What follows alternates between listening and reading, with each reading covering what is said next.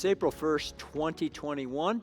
Today is Maundy, Thursday, and thank you for watching the Calvary briefing today. Maundy, Thursday is a day when we remember the last meal that Jesus had with his disciples, and we know that at the end of that meal, Jesus gave a command to these men who walked with him. He gave them the command to love one another. And as we think about this whole week, this whole Holy Week, it isn't difficult for us to think about the love of Christ that he had in his heart and mind as he went through all of the ups and downs and all of the horror of the last week on earth.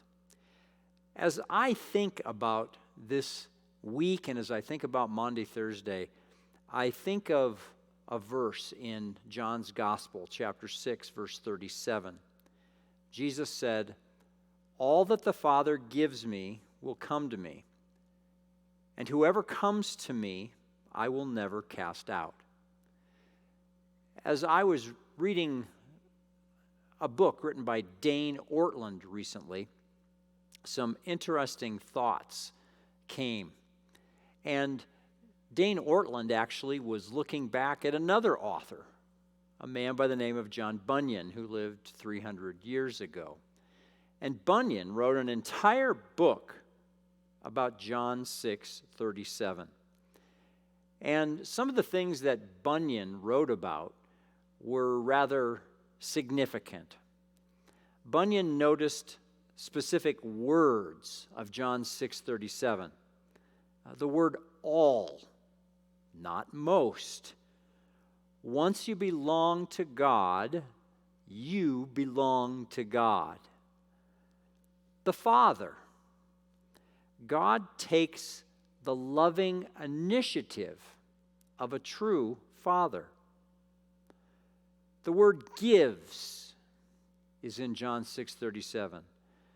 The Father gives. He doesn't haggle over. It is the Father's delight to give people to the Son. Will come. If the Father calls us, we will come. And whoever comes, we will come if the Father calls us, but we aren't robots. We're not dragged to God, kicking and screaming. We come because we want to come. Grace is so wonderful and radical that it reaches down and pulls us and changes our desires. Our eyes are open. Christ becomes beautiful to us. Comes to me. We do not come to a set of doctrines or beliefs. We don't even come to a church. We come to a person, Christ himself. John Bunyan noticed all of those things 300 years ago. John Bunyan's Bible was a King James version of the Bible, and John 6:37 reads like this in the King James version: "All that the Father gives me shall come to me, and him that come through to me I will in no wise cast out." We don't talk this way anymore, "I will in no wise cast out." It's a way of saying, no way am I going to throw this person out. And in one of the chapters of the book that he wrote, Bunyan wrote these possible objections that we might have as we read this great news of John 6:37. "But I am a great sinner, say you. I will in no wise cast out, says Christ.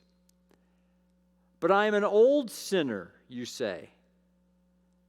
I will in no wise cast out, says Christ. But I am a hard-hearted sinner, say you. I will in no wise cast out, says Christ. But I'm a backsliding sinner, say you. I will in no wise cast out, says Christ. But I have served Satan all my days, say you. I will in no wise cast out, says Christ. But I have sinned against light, say you. I will in no wise cast out, says Christ. But I have sinned against mercy, say you. I will in no wise cast out, says Christ. But I have no good thing to bring to you, say you. I will in no wise cast out, says Christ. As we think about this Holy Week, and as we think about the events that happened on Thursday night of Holy Week, this verse takes on special meaning. All that the Father gives me will come to me, and whoever comes to me, I will never cast out. We cannot present reasons for Christ to close off his heart to his sheep. There's never been a reason ever for Christ to close off his heart to his sheep. Every human friend has a limit. If a relationship gets damaged enough, if we betray enough times, we are cast out. The walls go up. But Jesus says, those who come to him are never cast out. It is not what life brings to us, but to whom we belong that determines Christ's heart of love for us. Dane Ortland writes this: for those united to him, the heart of Jesus is not a rental. It is your permanent residence. You are not a tenant. You are a child. His heart is not a ticking time bomb.